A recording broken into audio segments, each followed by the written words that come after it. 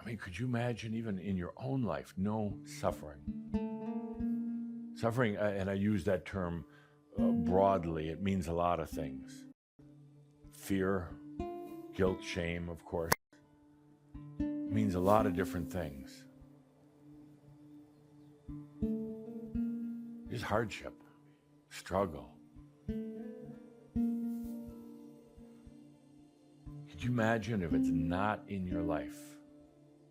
And then can you imagine emerging and being amongst the first? I mean, really amongst the first on this planet that aren't suffering. So what happens to that suffering?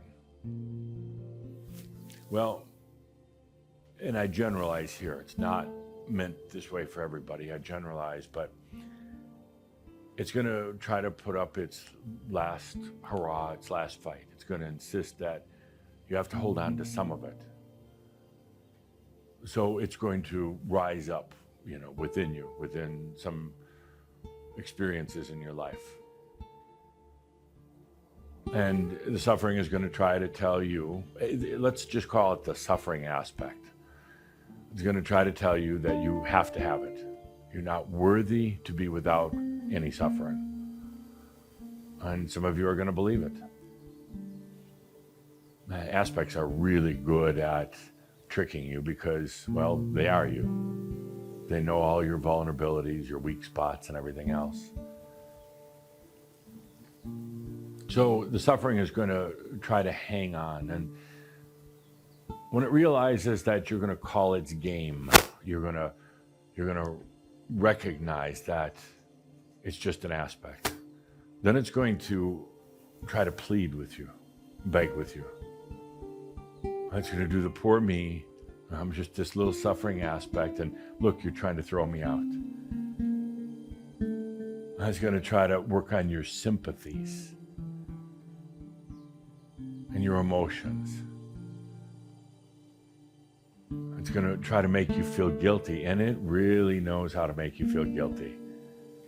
It sounds kind of weird. Why would you even want suffering? But it'll find a way to make you feel bad about it and yourself.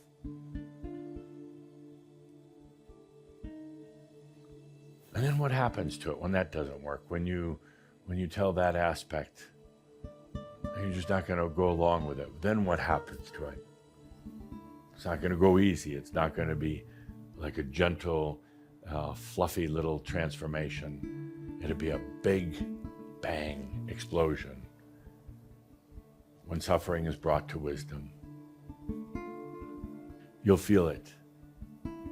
It'll be a really good feeling. It might really jolt your body. It'll definitely jolt every other part of you, but it will be such a relief when all that suffering is finally brought to wisdom. And that's it. That's the end of it.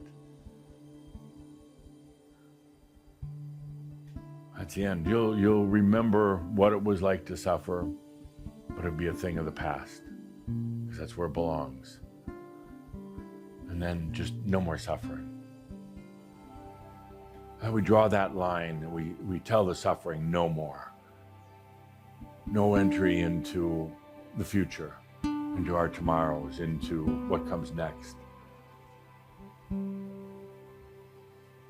So let the master within you now be ever present. Not deceived or not fooled by this aspect of suffering.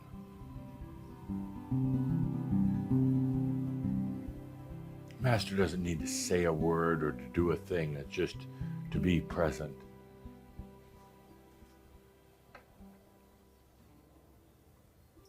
And then to feel what begins to happen to this suffering aspect.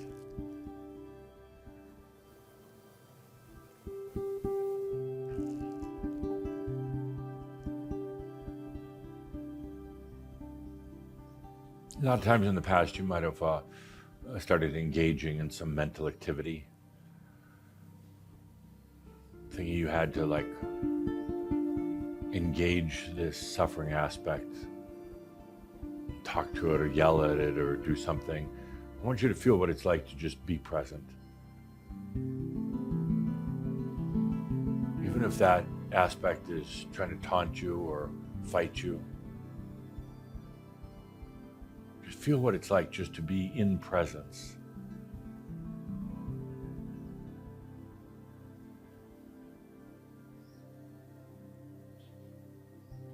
That suffering aspect has a big bag of tricks. Lack of money, lack of abundance,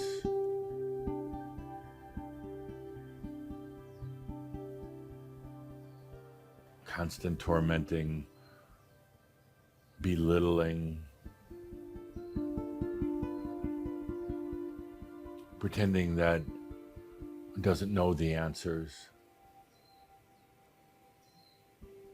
It's also body aches, diseases, imbalances, all that is kind of packaged up in this suffering aspect.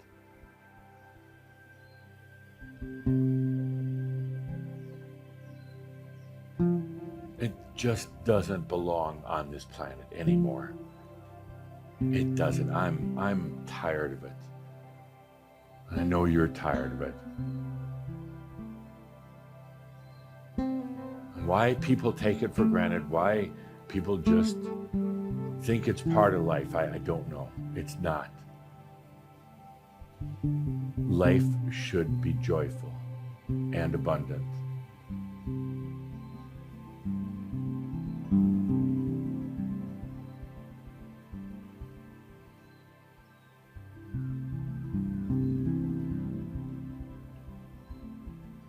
The suffering aspect, it's been lingering around for a while. You've cleared so many other things, but there are still these remnants.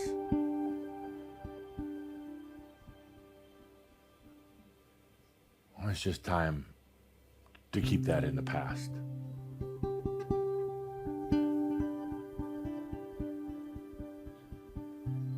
There's no place in your future for that suffering, period. Take a good deep breath now and let that master and the wisdom of the master be totally present. Totally present. Right with this aspect of suffering.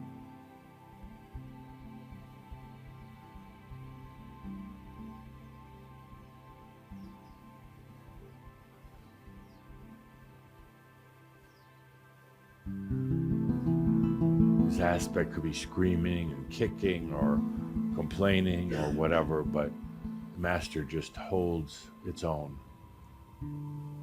Holds its wisdom, holds its light. Until this aspect realizes the game's over. The game is over.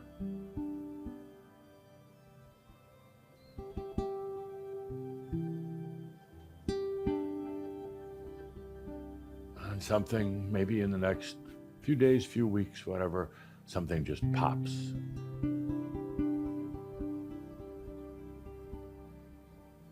When that aspect is finally brought to wisdom.